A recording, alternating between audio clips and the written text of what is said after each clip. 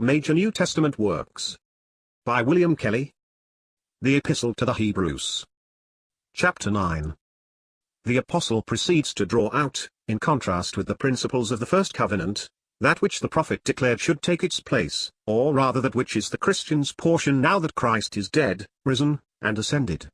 It is the way into the holies now made manifest, the conscience purged by the blood of Christ from dead works to serve the living God, and the eternal inheritance of which they that are called receive the promise. The first covenant, therefore, also had ordinances of divine service, and the sanctuary a worldly one. For a tabernacle was formed, the first in which were both the candlestick, and the table and the setting forth of the loaves, or the showbread, which is called holy place.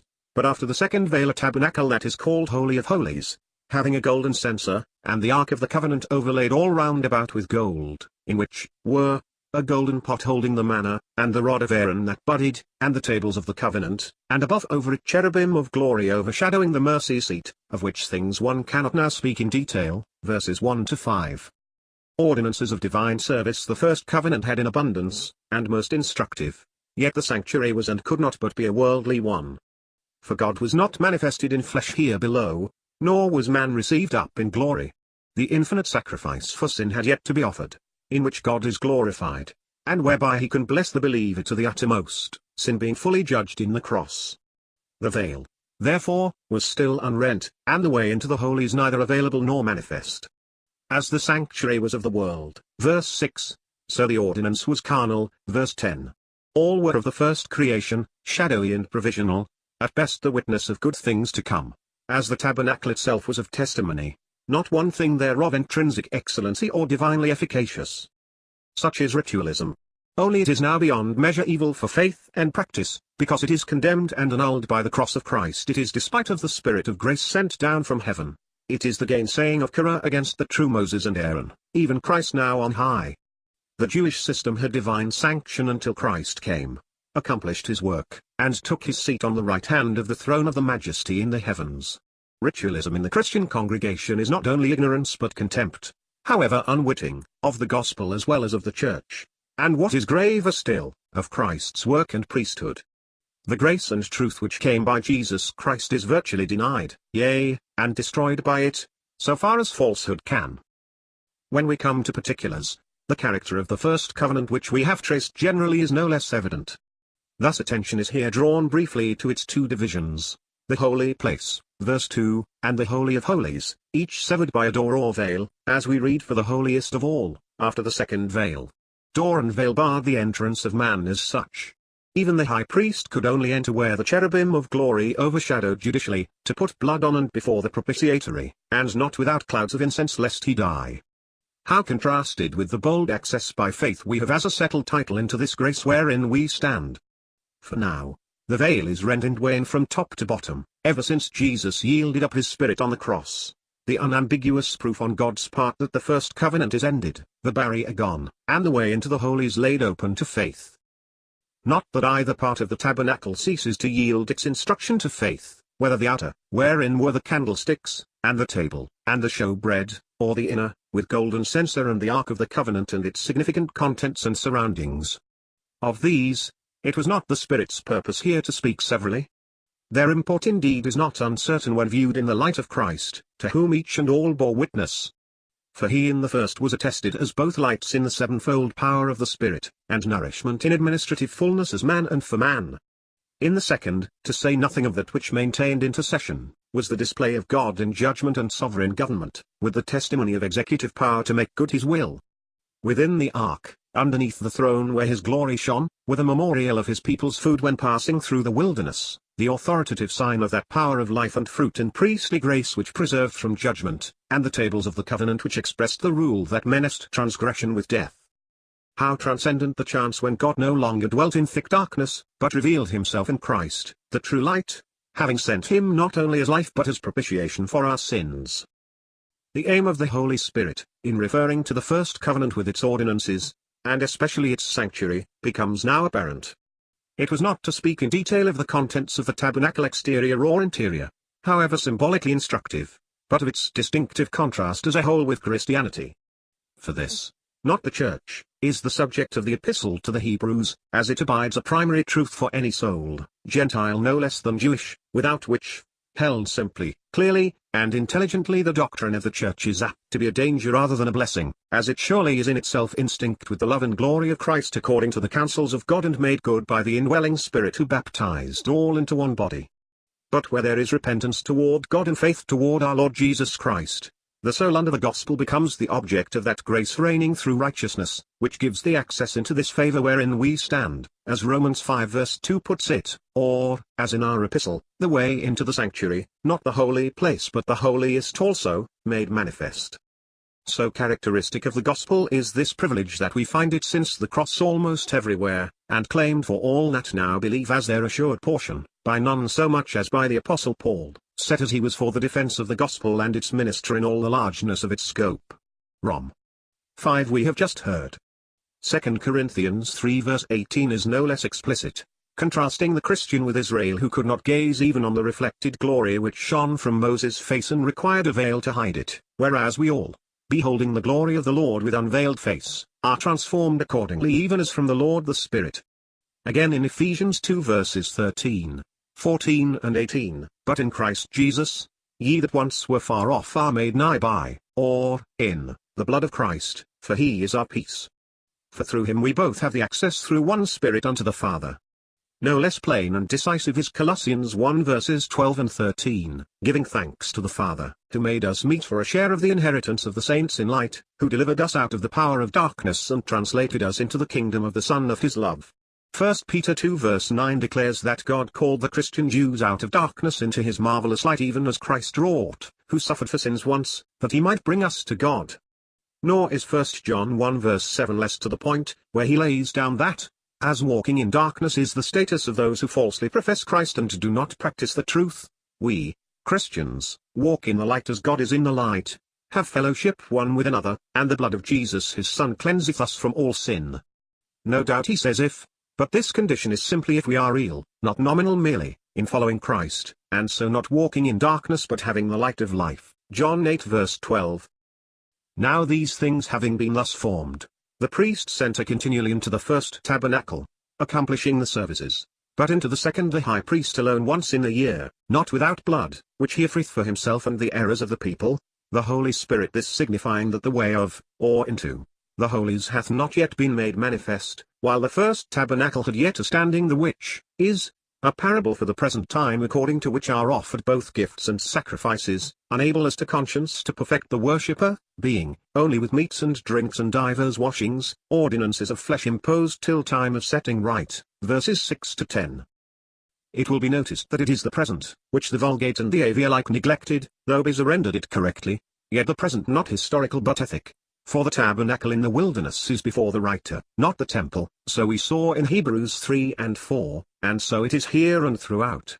This is evident in the early verses of the chapter, summed up in these things having been thus formed or prepared, not only the tabernacle but its furniture, which differed in some essential respects from the temple, for it was the figure of the millennial kingdom and rest, as the tabernacle is of the resources of grace in Christ for the wilderness and its pilgrimage. Hence the ark, when set in the temple, had neither the golden pot with manna therein nor Aaron's rod that budded, 2 Chronicles 5 verse 10, which we find carefully named in verse 4.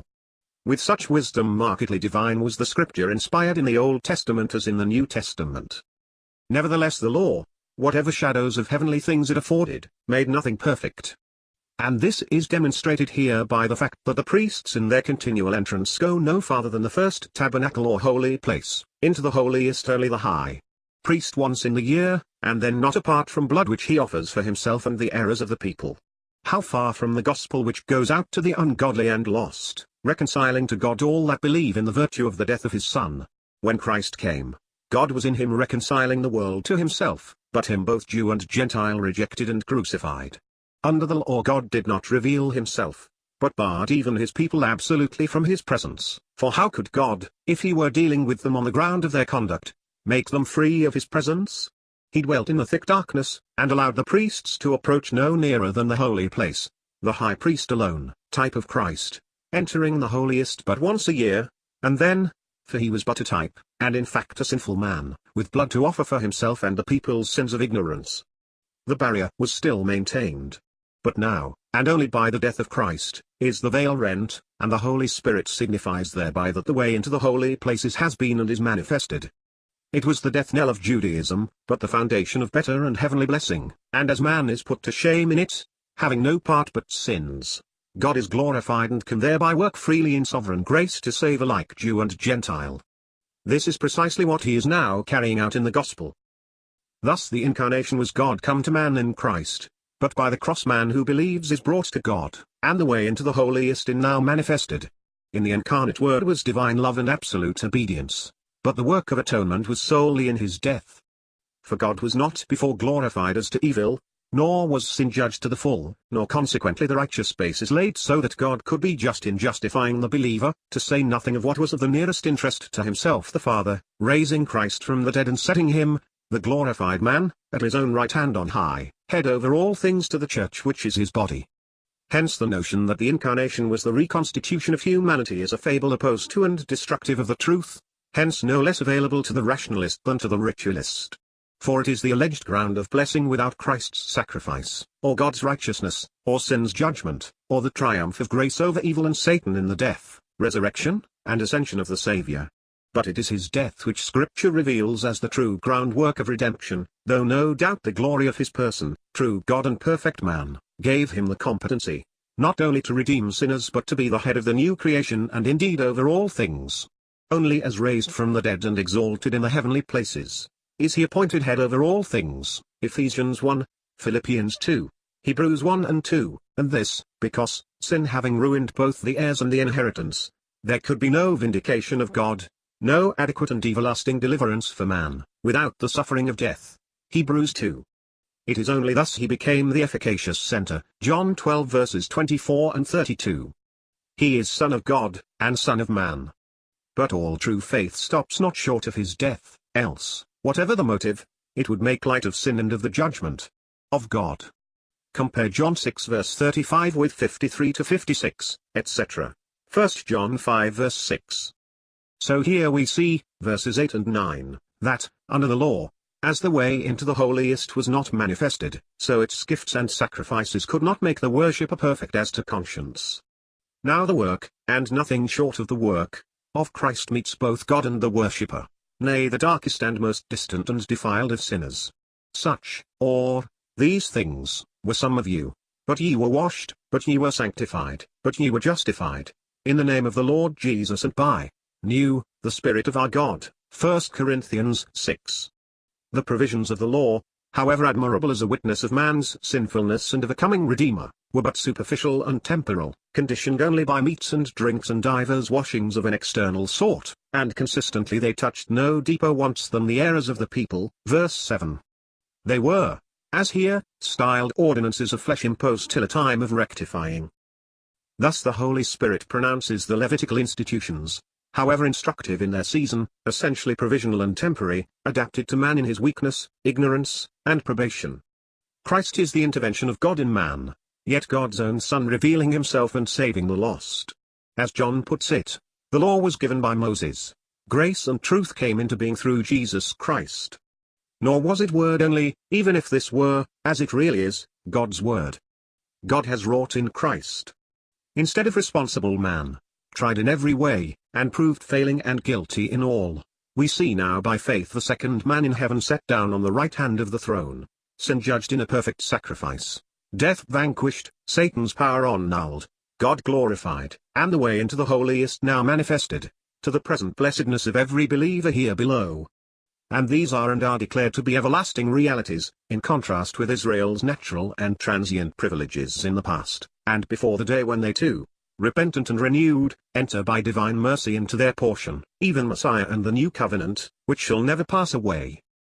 But Christ having come high priest of the good things to come, by the better and more perfect tabernacle, not made with hands, that is, not of this creation, nor yet by blood of goats and calves, but by his own blood, entered once for all into the holies, having found an eternal redemption. For if the blood of goats and bulls and heifers' ashes sprinkling those that are defiled sanctifieth unto the cleanliness of the flesh, how much more shall the blood of the Christ, who by an eternal Spirit offered himself spotless to God, cleanse your, or our, conscience from dead works to serve a living God, verses 11 to 14. The great, sure, and plain basis of the epistle is Christ, not reigning yet as Son of David, but arrived at his actual heavenly position. He is high priest not here below but in the heavenly places. It is no longer a figure in the hand of mortal man on earth, but God's work of everlasting efficacy in his Son, yet man risen and ascended, by virtue of an atonement, the perfection of which God thus attested, as well as the glory of his person who suffered to the utmost in achieving it, for sin could only thus be absolutely judged and Satan triumphed over by such a sacrifice. Yet while the blessing is fully made known to the believer now, in order to place him in immediate access to God according to the rights of Christ's glory and of redemption actually accomplished for the soul, the phraseology is purposely such as to hold out and ensure the coming good things for his people another day, like the world to come in Hebrews 2, the rest that remaineth for the people of God in Heb 4, the age to come in Hebrews 6, and the implied exercise of the Melchizedek priesthood in Hebrews 7, to say no more now? They were familiar as promised in the Old Testament. For the Christian the direct aim is to place him through Christ in present, known, and settled relationship with God in the holiest above. Accordingly, the text runs by the greater and more perfect tabernacle, not handmade, that is, not of this creation. We may make allowance for the difficulty of presenting the force of both this clause and the preceding one in Latin, which wants the definite article, but Tyndale, Cranmer, the Geneva, and the authorized ought to have adhered to the sense. The Rhemish, singular to say, has the good things to come, but a more ample and more perfect tabernacle. Why they should have thus halted, it is hard to conceive. The greater and more perfect tabernacle is in contrast with the earthly one reared by human hands. High priest and sanctuary are in exact keeping. Christianity is not of this creation but divine and heavenly, though for believers here below, as Judaism could not rise above sinful dying man and the earth, whatever its solemn sanction or its rigid separateness. Hence it perfected nothing and could satisfy neither God when he revealed himself, nor man when the depth of his need on the one hand and the resources of grace on the other were fully made known. Due time, or season of rectification, came when Christ, rejected of man, became by his blood shedding the ground of God's righteousness, who thereby and forthwith proceeds to justify the believer through faith of him. And this is here stated in terms of the epistle to the Roman saints, that the thorough identity of the truth with that set before the Hebrew confessors may be shown without argument. There is a curious erratum, almost certainly the printers, in the middle of Tyndale's version of verse 12, we entered, for he, as it unquestionably should be. The error involves the deplorable connection of our having found eternal redemption, an idea as remote as possible from that faithful translator's mind. Of course, no ancient reading, or version, led to it, but a mere slip of typography overlooked in revision of the proof. The blood of goats and calves was a grave object lesson for Israel in the days when God condescended to deal with the ignorant and erring by the law and a worldly sanctuary and earthly rites and a high priest compassed with infirmity like the people. Now they slight the grace and truth which came by Jesus Christ, and are pronounced, fruit as well as root and branch, the weak and beggarly elements to which some bearing Christ's name desire to be in bondage. Now the entire system is unbelief and ignorance of Christ, who by his own blood entered once for all into the holies, having found eternal redemption, verse 12. For us is the gratuitous addition of the Geneva version, followed by the authorized. Abstractly the statement is no more than is in substance taught elsewhere, notably and yet more forcibly in Heb 10 of this epistle. But here it is not only uncalled for as not so written, but improper as going beyond the actual aim of the Holy Ghost, who is setting out the intrinsic value of the infinite sacrifice, not its application to any, which follows in its own due time and place.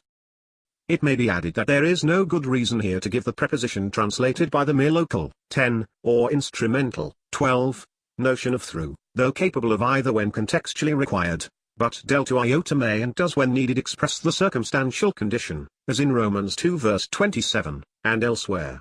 So it is best understood here. Into the holies, the veil being now rent, he entered once for all. There he abides without change or the need of repetition, indeed contrasted with any such thing, and his own blood was not for himself, as if he required any sacrificial means of entrance, therewith it was an eternal redemption he found. There had been of old a provisional value attached to the Levitical offerings. The blood of goats and bulls, on the Day of Atonement, etc., had an impressive significance, so had a heifer's ashes sprinkling those that had been defiled in the wilderness, Numbers 19. But if these things sanctified unto the cleanness of the flesh, how much more shall the blood of the Christ cleanse your, or our, conscience from dead works, as all the acts of a sinful nature must be, to serve religiously, lambda alpha tau rho epsilon epsilon iota nu, a living God. Only consider the Christ, glorious in himself, in the character of his offering, who by an eternal Spirit offered himself spotless to God. As he stands alone, so does that offering of himself, and the Holy Spirit's part in it is marked here as an eternal Spirit. So does eternity characterize this epistle. And so was the Christ as ever dependent on God thus, while offering himself up without spot to bear our sins. For here it is the previous act, not nu epsilon gamma kappa epsilon nu but pi rho omicron sigma nu epsilon gamma kappa epsilon nu. Compare verse 28, where both occur and in their due relation of course. Here the Holy Spirit reverts to Christ's mediation, but avails himself also of the revelation of inheritance in the close of verse 15 to introduce what was familiar to all, the allusion to a testamentary disposition or will, inasmuch as the Greek word for covenant had equally the sense of testament in ordinary usage. This accordingly serves to illustrate and confirm the all-importance of Christ's death, as the hinge of present and everlasting blessing from God, alike the end of the Old Covenant, and the basis of the New, with the added truth that death as a fact is essential to give validity to a will, which has no operation as long as the deviser is alive. Such is the digression by the way in verses 16 and 17. And on this account, he is mediator of a new covenant, that, death having taken place for redemption of the transgressions under the first covenant, those that are called may receive the promise of the eternal inheritance. For where a testament is, the testator's death must be brought in, for a testament is valid in case of dead persons, since it is never of force while the testator liveth, verses 15 to 17. It will be observed, that notwithstanding the doubt cast on the rendering of testament in the last two verses by many eminent Christians and able scholars, there need be no hesitation in deciding for this sense, as here the sole tenable one. That covenant is meant everywhere else in the New Testament as in the Old Testament is clear from contextual requirement. The same reason of the context here excludes covenant and demands testament, but here only. As there has already been given a general view of the other occurrences throughout the later scriptures, it is not needful to repeat it. Let it suffice, without a shade of disrespect for other commentators, to examine these three verses, with what follows them immediately, and judge if there be not proof, that the meaning, in either case, is certain from evidence as it were on the spot, ample and convincing for every soul subject to Scripture. For as to verse 15 there ought never to have been a question that a new covenant is the real sense, not only because new is beyond controversy a reference to the prophecy of Jeremiah, who speaks of a covenant and not a testament, but without going from the same clause, because it has a mediator. Now a mediator was familiar to the Hebrews in connection with a covenant. Nobody, in any people, place, or age, heard of a mediator to a will. There is the further disproof in the same verse that we hear of the first covenant, which furnishes the reason for an explanation of a new covenant if there was to be redemption from the guilt and misery under the first. For the first covenant, as we are elsewhere taught, was a ministration of death and condemnation, as the new is of the Spirit and righteousness, 2 Corinthians 3. On every ground testament would be here out of place, indefensible, and misleading. Covenant alone satisfies every condition of the verse. Death, and what a death, met the transgressions that were under the first covenant, and effected a redemption that answered to the glory of his person and the efficacy of his sacrifice. By virtue of his death Jehovah said according to the prophet, as we have it already cited and shall have it again, their sins and iniquities will I remember no more. Such is the voice of the new covenant, in contrast with the old which could only claim obedience, and on failure, sentences to die. But his death having taken place, so that law's authority was established to the uttermost, grace could act freely and grant remission of sins. Instead of keeping up their remembrance, yea more, it could righteously vindicate God's forbearance in the past for redemption of the transgressions under the then legal condition, with its penalty of death for the offender. Now, on the contrary, death having come in, Christ is mediator of a new covenant, that the called may receive the promise of the eternal inheritance. All hangs on Christ and his efficacious death. And those that are called pay earnest heed to the glad tidings of God and await the eternal inheritance that is promised. For the blessing comes of faith, that it may be according to grace. No other way honors Christ to God's glory or puts man in his true place. No less determinate is the meaning of what follows in verses 16 and 17, the idea of the inheritance naturally suggesting a will, which comes into force by the death of him who made it. The general principle is laid down in the broadest terms, and these can only mean, without strain of known phraseology, a testament, not a covenant. For where a testament is, the testator's death must be brought in, for a testament is valid in case of dead persons, since it is never of force while the testator liveth. Now, this, which is an axiom and universally applicable to a will, is notoriously untrue of covenants in general, so much so, that it would be hard to point out a single covenant so established among men. For it would assume the necessity of everyone's death who made a covenant to ensure its operation. Who ever heard of such a covenant? Yet the rendering would imply that it is true of any covenant, and of all. Hence to understand covenant in these verses has led many from the appropriate sense of the testator to substitute for the covenanter, here obviously impossible, the covenanting victim. That which establishes the covenant, or some equivalent phrase, a sense which appears in no writing sacred or profane, and is easily shown to be ungrammatical, especially as being inconsistent with the middle voice. Quite as great violence is done to pi nu epsilon kappa rho omicron sigma in verse 17, which cannot express over animals slain, but when men are dead, or the like meaning.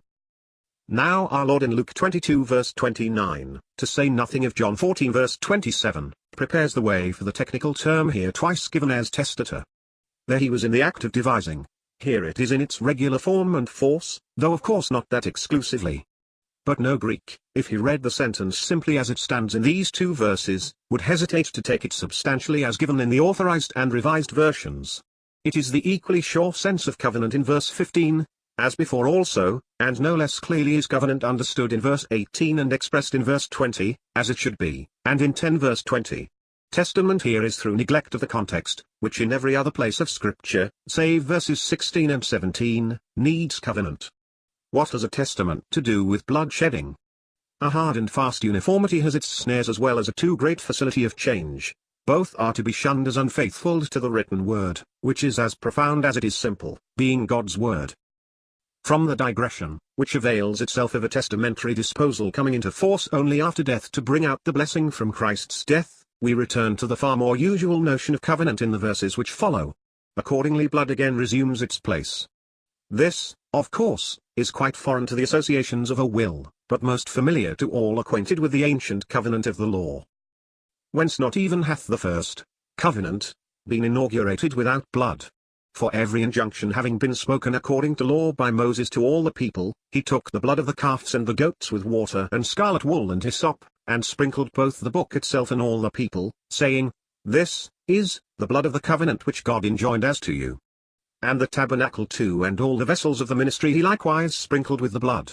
And almost all things are purified by blood according to the law, and apart from bloodshedding, no remission taketh place. Verses 18 to 22. There are here three distinct uses of blood in the Levitical economy, all of them solemn and momentous, the last of them leading the way into the fundamental blessing of the new covenant which the gospel announces to every believer. 1. The first covenant was inaugurated with blood, as we read in Exodus 24. This is not redemption but in the strongest contrast with it. The type of redemption had been already given, Exodus 12 and 14, in the blood of the paschal lamb, followed by the passage of the Red Sea, the blood which sheltered from the judgment of God, and the power which thereon set the people free from their enemies destroyed forever. But now Israel far from God had accepted to stand on the condition of their own obedience, Exodus 19, and God had spoken those 10 words which would put the people to the proof. Here accordingly, Exodus 24, the covenant receives its seal in blood. And Moses took half of the blood and put it in a basin, and half of the blood he sprinkled on the altar. And he took the book of the covenant, and read in the audience of the people, and they said, All that Jehovah hath spoken will we do and be obedient. And Moses took the blood and sprinkled it on the people, and said, Behold, the blood of the covenant which Jehovah hath made with you concerning all these words. It was the old covenant, not the new, the law, not redemption. The blood which, as this epistle states, was sprinkled on the book and all the people, simply set forth death as the penalty of disobedience. Hence it was in no way propitiatory but penal. 2. Attention is drawn to Moses sprinkling the tabernacle also, and all the vessels of the ministry in like manner with the blood. That this is distinct from the inauguration of the law should be clear, if only from the fact that neither the tabernacle nor the vessels appertaining to it yet existed. There was of necessity this provision against the defilement of the meeting place with God, and the vessels for service. Without the sprinkling of the blood all must have contracted defilement because a sinful people were concerned, and God was holy. And this was so true that it is added as a fact that with blood almost all things are purified according to the law. Yet it is not stated absolutely, for water was employed in some cases, fire in others, both figurative of death, and the latter in its extreme form as divine judgment. How blessed for us is the gift of grace where judgment was felt in a perfection unknown and impossible elsewhere. This is that came through water and blood, Jesus Christ, not by the water only, but by the water and by the blood. He expiates as well as purifies, and both by virtue of his death. Out of his pierced side came blood and water. And apart from bloodshedding, no remission taketh place. Here we come in type to the grand truth which vindicated God in all his moral being and brings effectual blessing to guilty man if he bow to God. It is not sprinkling with blood here, but shedding of blood without which remission cannot be. It is the efficacy of the blood shed once for all, presented to God, and bringing to man remission, the ground of divine righteousness, when human righteousness had been proved wholly at fault, the righteousness of God unto all, and upon all those that believe, rolling away every distinction, that God may bless any, as he surely does all that believe. We come next to most important inferences from the intervention of God in Christ, his death and blood shedding. The typical institutions of the tabernacle are judged in their true character, as man is. The most solemn and instructive shadows, which confessed sin in man and looked for mercy in God, pointed to but were absorbed in the reality that is already come in him, who suffered for sins on the cross, and is now risen and entered once for all into the true and heavenly sanctuary, having obtained everlasting redemption. It was necessary therefore that the copies of the things in the heavens should be cleansed with these, but the heavenly things themselves with better sacrifices than these. For Christ entered not into holy places made with hand, figures of the true, but into heaven itself now to appear before, to be shown to, the face of God for us, nor that he should offer himself often, as the high priest entereth into the holy places year by year with blood of others, else he must have often suffered since the world's foundation. But now once at a consummation of the ages, he hath been manifested for putting away of sin by his sacrifice.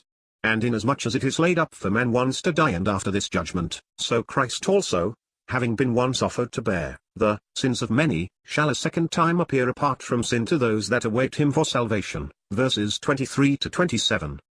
When God gave Israel under law a tabernacle of witness, it was of necessity, unless he would compromise his holiness, that the need of sacrifice should be everywhere impressed.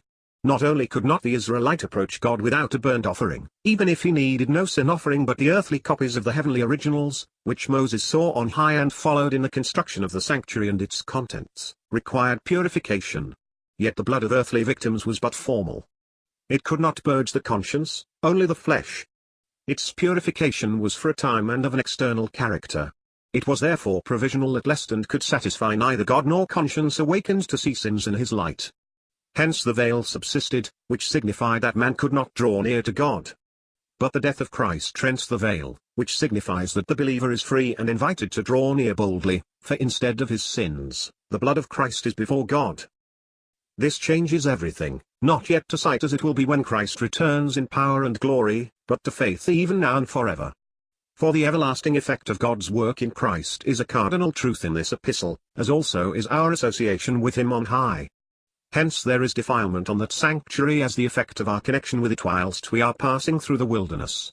Every need is met by the blood of Christ, which purified the sanctuary as completely as it cleanses us from all sin. Whatever sin or Satan could do to sully has been counteracted by sacrifices better than creature ever offered. And Christ entered heaven itself to be presented manifestly to the face of God on our behalf. There he is for us before God in all the efficacy of his work, in all the acceptance of his person. In him God came out to replace shadows of good things, and alas, realities of evil, by his own work of redemption, and now in him, man is gone within the holiest. Now is the Son of Man glorified, and God is glorified in him. John 13 verse 31, as our Lord added, God shall glorify him in himself, and shall glorify him immediately. This was done and is true ever since his ascension, instead of being deferred to the day when his world kingdom shall come, as come it will in due time. Revelation 11 verse 15. Such is our unchanging representative in the presence of God. Mark also the pointed contrast with Jewish sacrifice in verses 25 and 26. Repetition was the inevitable fact even in their weightiest rites, as on the great day of atonement. It is the blessed truth of the gospel that Christ's one offering is complete and everlasting in its effect for everyone that believes. Indeed, the Holy Spirit deigns to show the impossibility of a repeated offering on his part, because it would also involve his often suffering. Even the feeble believers who crave a fresh work for each fresh failure must resent as intolerable all thought of his suffering again. Anything of repetition in his case is, therefore, a merely natural and unbelieving sentiment. The essence of the truth of his work is that now once at a consummation of the ages he has been manifested for putting away of sin by his sacrifice. In the end of the world is surely as misleading as unwarrantable. All the older English versions are vague, if not precisely alike. Wycliffe and the Rhemish would have done better if they had adhered yet more closely to the Vulgate, though it is pretty clear that Jerome did not understand the sense more than they. The revisers have rightly given of the ages. These ages were the dispensations in which God had been putting to the proof sinful man, who had been tried in every possible way and failed in each and all. There had been the promises, the law, the prophets, the kings, etc. God had sought fruit, but instead of paying his dues, his servants had received rebuff, mockery, and murder. Last of all, he sent his Son. This gave occasion to a worse iniquity.